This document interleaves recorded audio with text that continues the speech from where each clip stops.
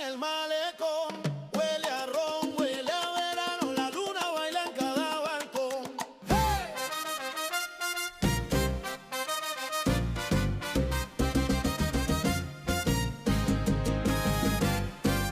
Camisa abierta, piel sudada, la brisa trae sabor a mar. Un pasito, vuelta apretada y el corazón quiere cantar. Fiesta de verano en Cuba, bajo el sol del Caribe, mi amor. Sabor tropical que te nubla, mueve la cintura, pierde el control. Fiesta de verano en Cuba, La Habana entera ardiendo de calor. Muy buenos días, este es Juan Carlos Navarrete con un nuevo episodio de nuestro podcast Crónicas al Sur del Río Grande.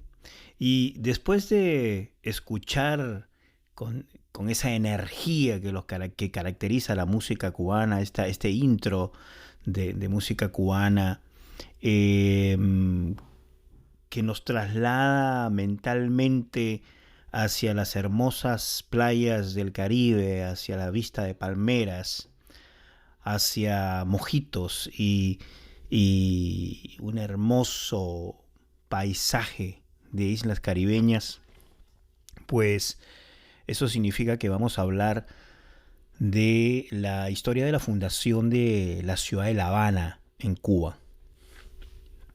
Una ciudad capital de un país que pues en los últimos años ha sufrido constantes vaivenes políticos y económicos. Un país con tanto capital humano, ¿no?, que se vea pues aplastado por las condiciones ideológicas y políticas es una pena. Pero bueno, aquí estamos para hablar de historia. Y siguiendo esos ritmos tropicales y esa cadencia tropical de la música cubana, yo quería honrarla contando la historia de su fundación, una historia muy particular. Y con una historia muy particular también, a lo largo de los años de existencia de la ciudad. Así pues, vamos a comenzar en este episodio a contar la historia de la fundación de la ciudad de La Habana, capital de la República de Cuba.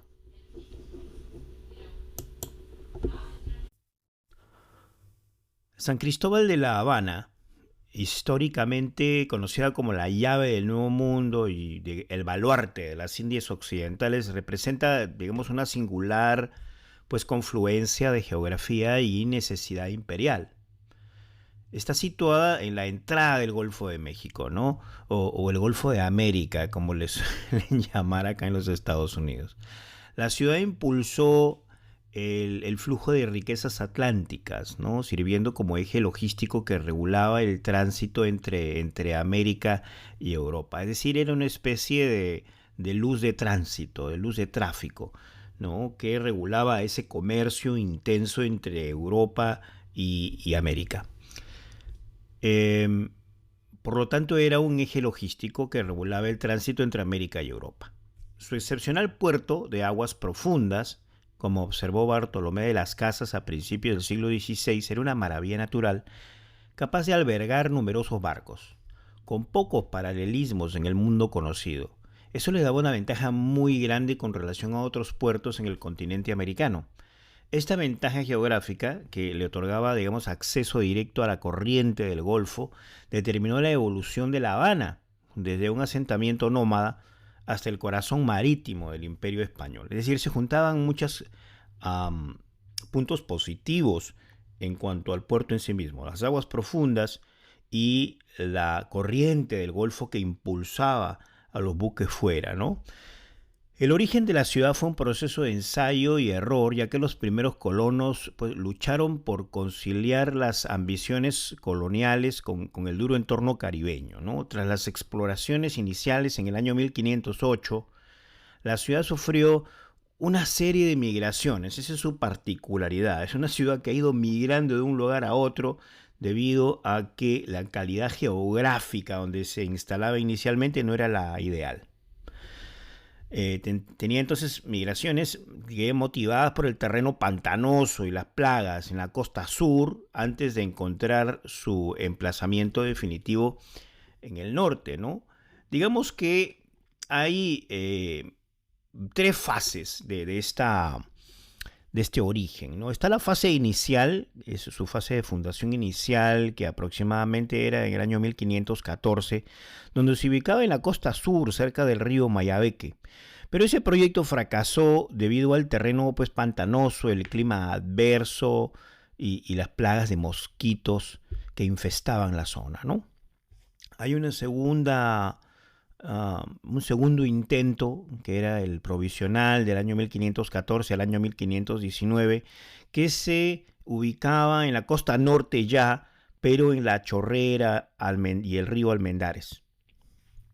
Y era más que nada un desplazamiento transitorio, ¿no? Hacia terrenos más elevados. Cuando tuvieron estos problemas en el sur por ser pues un terreno pantanoso, decidieron irse más al norte, a tierras mucho más secas, digamos, y más elevadas, ¿no?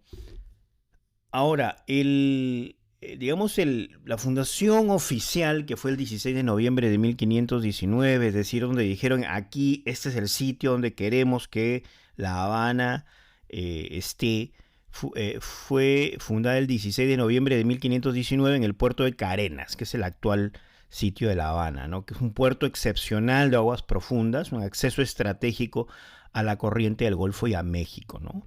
Este traslado definitivo a Puerto de Carenas consolidó la posición de La Habana como una, digamos, base vital para la conquista de América, ¿no? Lo que hizo necesaria una rápida transición, digamos, de un puesto de avanzada de madera a un bastión fortificado de piedra, ¿no? Eso era el trampolín hacia la conquista del continente de América, ¿no?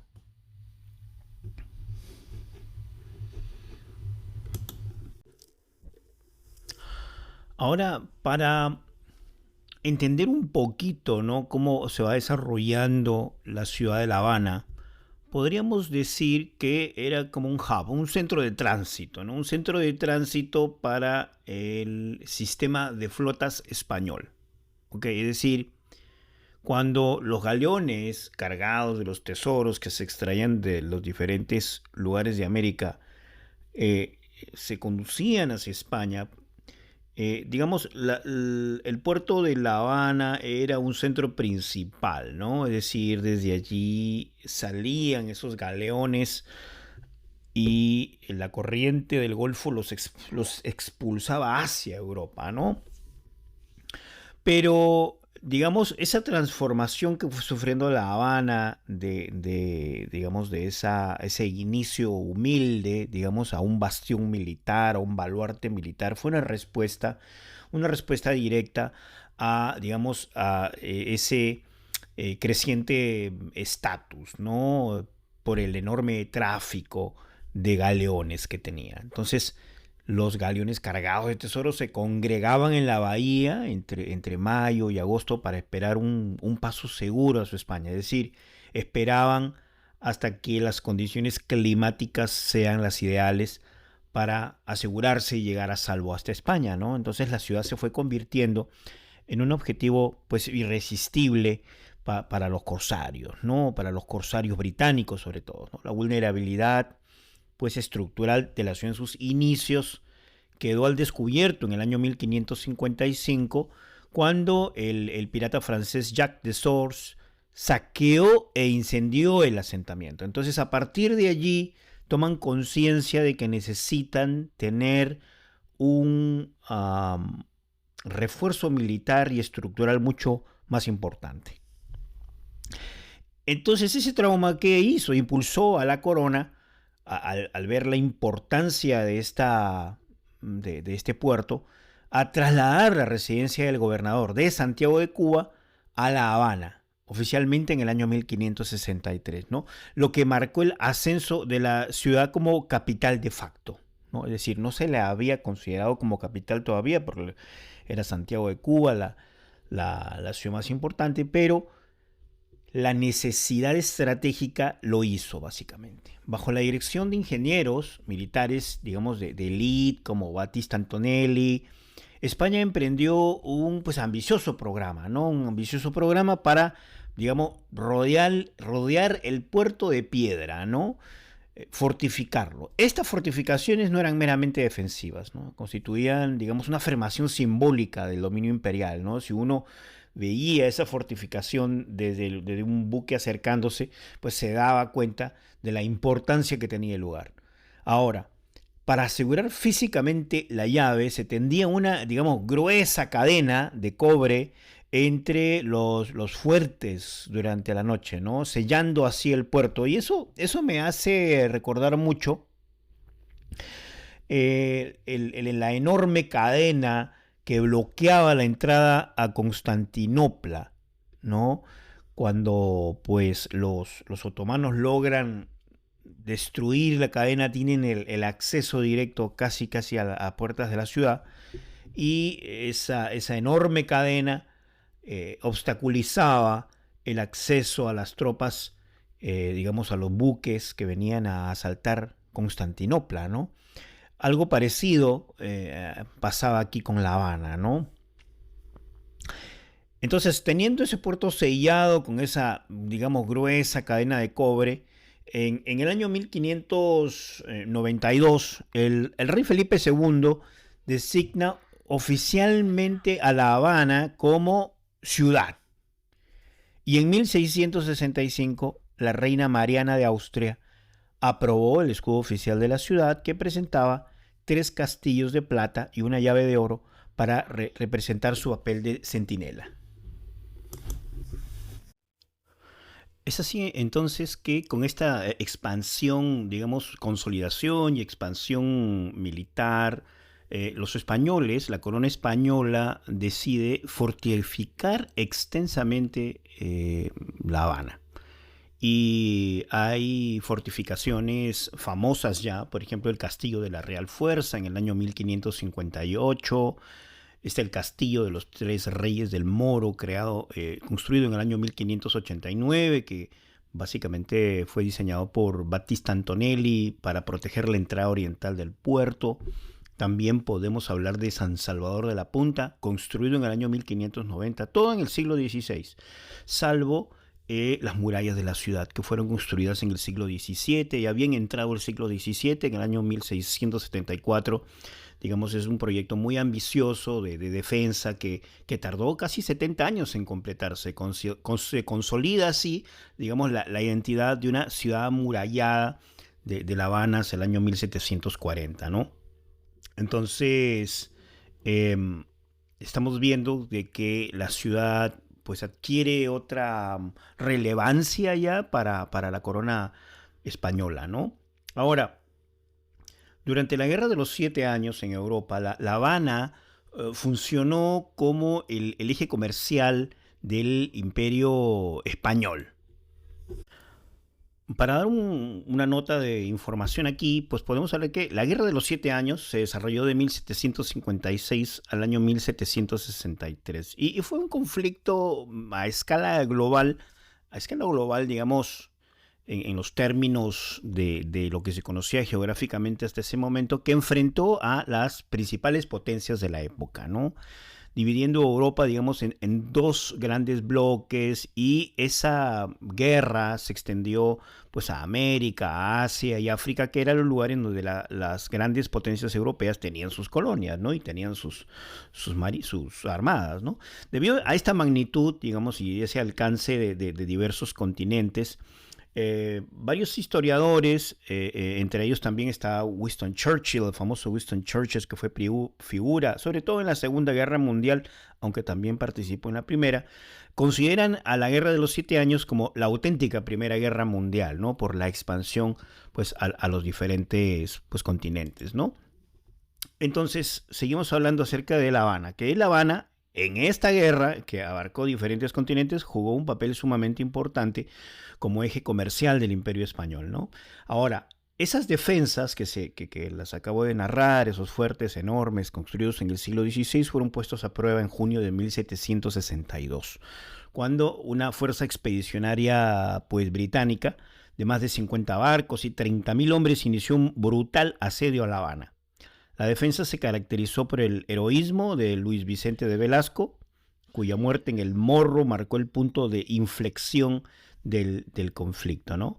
Ahora, los españoles contaron con apoyo de milicias afrocubanas que lucharon por su libertad y los británicos finalmente tomaron las alturas de La Habana, ¿no?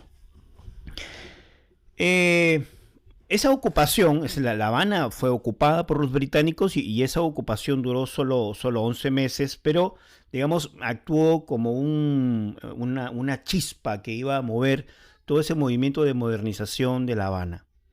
Los británicos perdieron casi la mitad de sus fuerzas durante el asedio, ¿no? O también por la fiebre amarilla, pero se logró abrir el puerto al libre comercio nuevamente, ¿no?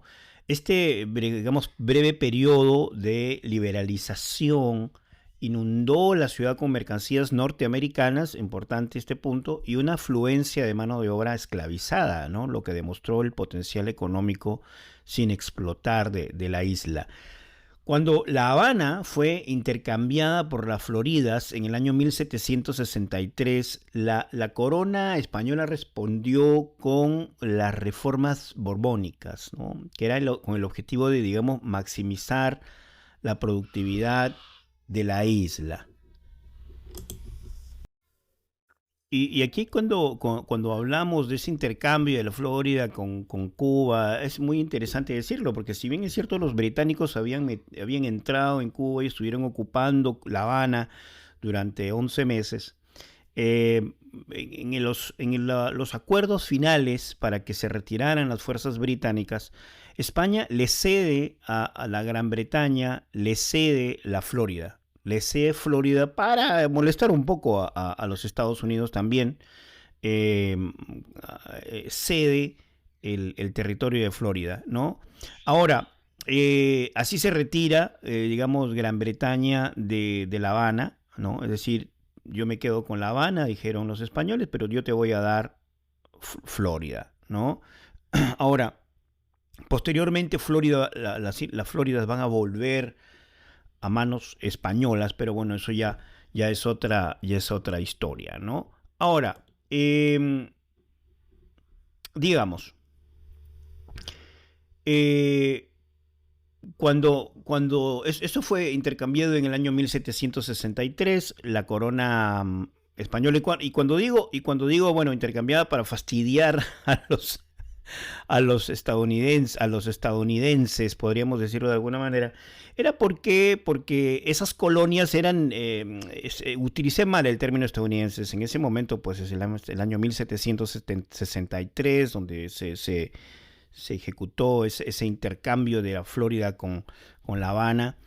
No existían los Estados Unidos, por supuesto, eran las 13 colonias todavía, pero que ya estaban mostrando ciertas ganas de levantarse contra el imperio británico y pues España, como veía que geopolíticamente le convenía ese intercambio, pues cedió la Florida, el estado de Florida actualmente, a la Gran Bretaña.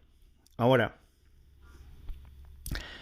digamos, España construyó otra fortaleza más, que fue verdaderamente el fuerte español más grande del Nuevo Mundo, y este sí fue concebido como un escudo inexpugnable, ¿no? Es decir, habían aprendido de la lección ante la invasión inglesa. Los ingleses ya tenían fama de andar invadiendo colonias españolas, recordemos Buenos Aires, ¿no? Y, digamos, los Borbones comienzan una serie de reformas, ¿no? En el siglo XVIII, que sentó las bases para la transición de Cuba a una potencia azucarera ya mundial.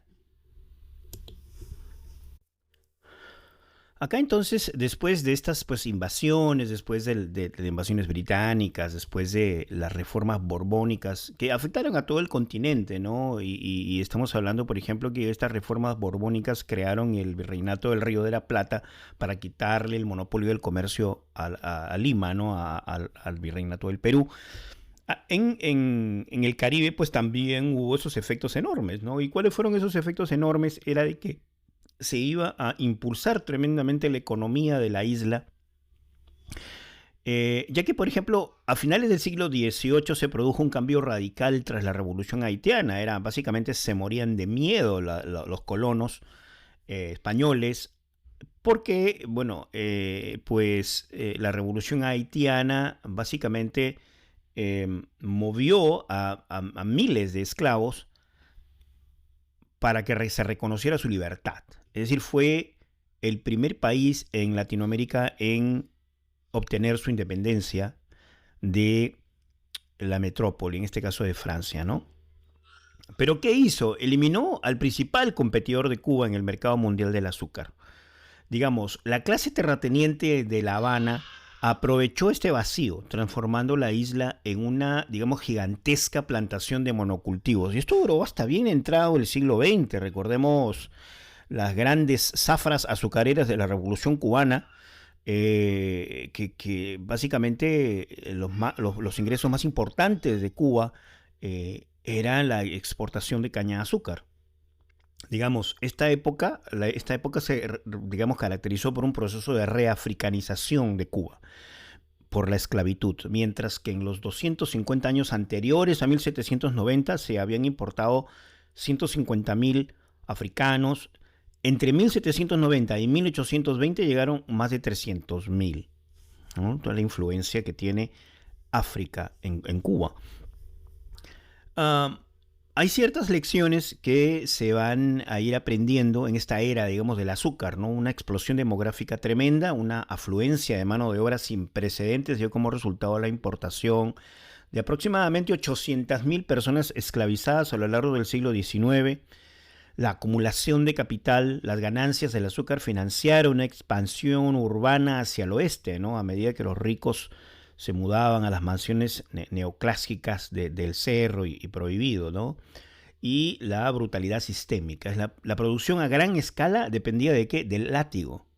Como señaló Richard Henry Dana Jr. en 1859, el látigo del capataz servía como un recordatorio constante de que detrás de la resolución de cualquier disputa se encuentra la imposición de dolorosos castigos corporales, ¿no? Obviamente, la esclavitud, que no era monopolio solamente de Cuba. Estamos hablando de que a pocas millas de ahí, en el sur de los Estados Unidos, en Alabama, en Georgia, también se usaba esos métodos. Tras esta riqueza llegaron hitos de modernización. En 1837, por ejemplo, está el ferrocarril La Habana-Bejucal. La primera avenida del mundo hispanohablante se terminó de construir para agilizar el transporte del azúcar también. En 1863 las murallas de la ciudad fueron desmanteladas para dar cabida ya a una creciente metrópolis como se estaba convirtiendo La Habana por la exportación del azúcar, ¿no? Ahora, a partir de la década de 1850, como había mucho valor económico ya en La Habana, y eso atrajo la atención de inversionistas norteamericanos, ¿no? Donde se iban alimentando ciertos movimientos anexionistas, ¿no? Anexar a La Habana y una creciente dependencia, anexar Cuba, una creciente, digamos, dependencia del comercio norteamericano que definiría el comienzo de la era republicana, ¿no? Tenemos que recordar que la apertura de comercio y todo, sobre todo la apertura del comercio un siglo atrás permitió la entrada de comerciantes y de bienes norteamericanos a la isla. Ahora, tras el fin del dominio español en 1898, La Habana emergió, digamos, como una ciudad de contrastes pues, sorprendentes, ¿no? Se le llamaba el París del Caribe. Y esta época, digamos, está caracterizada en La Habana por un proceso de floridización, ¿no? Es decir, como Florida está tan cerca de la isla de Cuba, ¿no? La influencia cultural, la influencia económica era tremenda, ¿no? Es decir, esa expansión urbana, la infraestructura, ¿reflejaban qué? Reflejaban patrones estadounidenses, ¿no? Es decir, el intercambio cultural, intelectual, comercial era tan grande que básicamente se estaba convirtiendo en un espejo de Florida. La Habana se convirtió, digamos, en una capital cultural pues, mundial, ¿no? Para 1958, un año antes del triunfo de la Revolución Cubana, la ciudad se jactaba de 135 cines en una densidad superior a la de Nueva York o París. Es decir, culturalmente La Habana era una luz del Caribe. La televisión en Latinoamérica prácticamente se inició en La Habana. Las principales inversiones acerca de programas televisivos en blanco y negro eran de Cuba.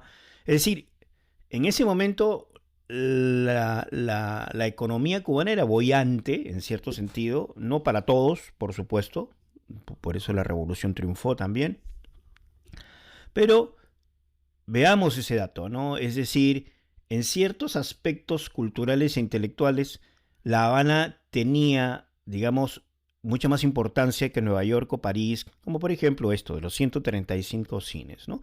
El paisaje urbano, digamos, fue redefinido por el inicio del malecón, el famoso malecón cubano, pues en esos momentos comenzó a construirse la finalización del Capitolio en el año 1929, en plena crisis económica mundial por la caída de Wall Street.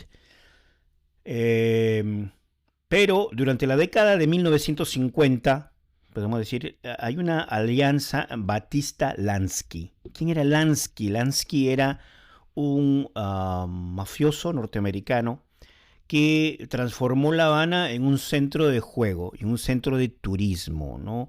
Es decir, la legislación hotelera de 1955 impulsó la construcción de, digamos, hoteles sumamente importantes y famosos ahora, como el Hotel Nacional y el Hotel Habana Riviera, para atender una avalancha de turistas estadounidenses, ¿no? Hoteles que fueron nacionalizados cuando Fidel Castro triunfó en la revolución en 1959 y les cambió de nombre porque eran básicamente los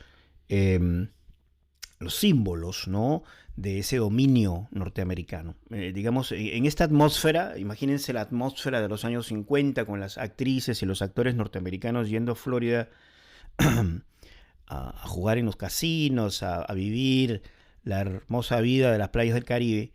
Esta atmósfera fue inmortalizada por Ernest Hemingway, que vivió en la ciudad durante 22 años, ¿no? Es decir, afirmó célebremente que en términos de belleza, solo Venecia y París superaban a La Habana. Sin embargo, digamos, esta época de luces de neón, de casinos, de mucho lujo, ¿no?, ocultaba profundas desigualdades sociales, ¿no?, preparando el terreno para cambios estructurales radicales de la Revolución de 1959.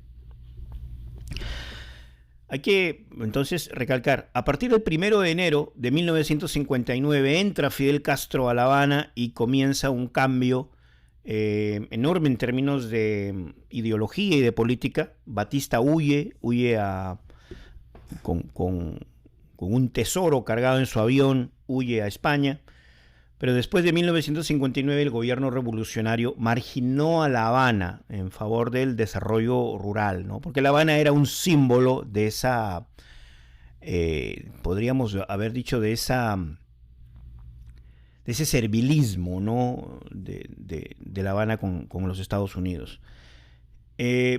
¿Qué buscaban con esto, con el desarrollo rural? Buscaban, digamos, borrar esa decadencia, digamos, de los años republicanos, ¿no? El arquetipo del urbanismo socialista es símbolo, un proyecto de vivienda masivo en el este de La Habana que comenzó en la década de 1970. Es decir, el poeta Juan Carlos Flores lo llamó evocadoramente a la mar, la última provincia de la Unión Soviética, en referencia a esas estéticas prefabricadas de influencia soviética. La Unión Soviética tenía profunda ya influencia en el gobierno cubano, y no solamente esa influencia ideológica, ¿no?, sino una influencia arquitectónica, una influencia cultural, convirtiéndolo básicamente en una provincia soviética, ¿no?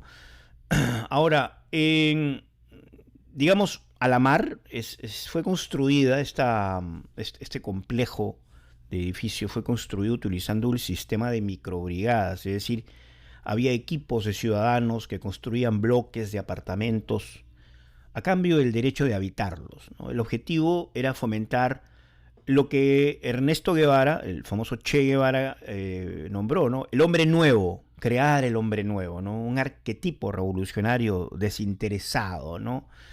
Esta fricción entre la antigua marginalidad y el nuevo objetivo socialista queda perfectamente plasmada en la película de 1974, De cierta manera, por Sara Gómez, que yo sugiero que la vean para que se hagan una idea de cómo era vivir en la Cuba de los años 70, ¿no? Ahora, digamos, si bien a la mar este conjunto habitacional manifestaba, digamos, una modesta utopía de bloques prefabricados al estilo soviético, ¿no? El centro histórico de la ciudad quedó, digamos, abandonado a una decadencia, pues, poética, una situación que alcanzaría un punto crítico con la caída de la Unión Soviética. Es decir, cuando nosotros vemos este descuido enorme de los edificios en el centro de La Habana, podemos decir que en realidad no fue un descuido pues debido a falta de fondos, sino que fue un descuido premeditado. Es decir, era como una especie de venganza. Oh, ustedes fueron los que se arrodillaron ante el capital, bueno, lo van a sufrir ahora. Básicamente era un abandono, ¿no? de la ciudad, ¿no?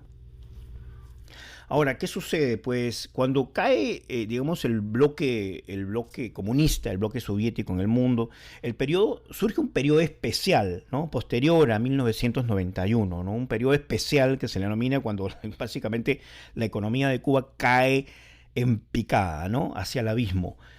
Y digamos, ese periodo especial trajo una devastación extrema, ¿no? Caídas, por ejemplo, del 90% en las importaciones de petróleo, ¿no? Un colapso del 75% en la capacidad de construcción. Eso nos demuestra la dependencia absoluta que tenía La Habana. Nadie industrializó nada. El Cuba no era un país industrializado en lo absoluto, ni siquiera tomando la industria a la rienda del Estado. No lo era. En medio de esto, Eusebio Leal Spengler se convirtió en el hombre que salvó a La Habana. Digamos, utilizaba, digamos, como historiador de la ciudad, desarrolló un modelo, ¿no? Un modelo que llevaba el nombre de un jefe taíno que utilizaba los beneficios del turismo para financiar programas sociales y una restauración meticulosa que en realidad no dio tantos resultados, según lo que se ve actualmente en La Habana. Sin embargo, digamos, fuera de las zonas restauradas, la ciudad se iba enfrentando a un colapso, ¿no? Un colapso a cámara lenta, ¿no? Con derrumbes constantes, con pobreza constante en términos de pobreza arquitectónica, deterioro constante y falta de reparación, ¿no? Ahora, la historia de La Habana se conserva no solo, digamos, en la piedra caliza, ¿no? de los fuertes, sino también en su alma, pues, cultural. La Habana siempre fue una especie de foco cultural, un foco intelectual, ¿no? Tenía un patrimonio artístico, el patrimonio artístico de la ciudad, digamos, está anclado en Wilfredo Lam, un extraordinario pintor cubano cuya amistad con Picasso y su adhesión al surrealismo y las máscaras africanas crearon una visión cubana única, ¿no? Entonces, podemos decir de que ese legado de José Martí, el prócer cubano por antonomasia, es una especie, digamos, de extensión. La intelectualidad y el desarrollo cultural cubano es una extensión de esos próceres intelectuales cubanos que hasta actualmente, hasta el día de hoy, Cuba sigue manifestando una riqueza intelectual aún en las circunstancias en las que vive Cuba, ¿no? Entonces San Cristóbal de La Habana sigue siendo una ciudad viva, ¿no? Sigue siendo, digamos, una encrucijada del Atlántico, donde la sabiduría del pasado, digamos, la resiliencia de un presente en decadencia se entrecruzan, demostrando que el verdadero carácter de la ciudad reside en ese espíritu perdurable de su gente, ¿no? Esperamos que Cuba encuentre un horizonte, que encuentre una salida a sus actuales problemas. Espero entonces que les haya gustado este episodio. Obviamente son episodios para contar la historia bastante por arriba de las ciudades, la historia de su fundación básicamente y de los años que siguieron. Pero espero les haya gustado esta historia de una ciudad tan icónica para Latinoamérica como La Habana. Muchas gracias. Este es Juan Carlos Navarrete en un episodio más de su podcast Crónicas al Sur del Río Grande. Muchas gracias.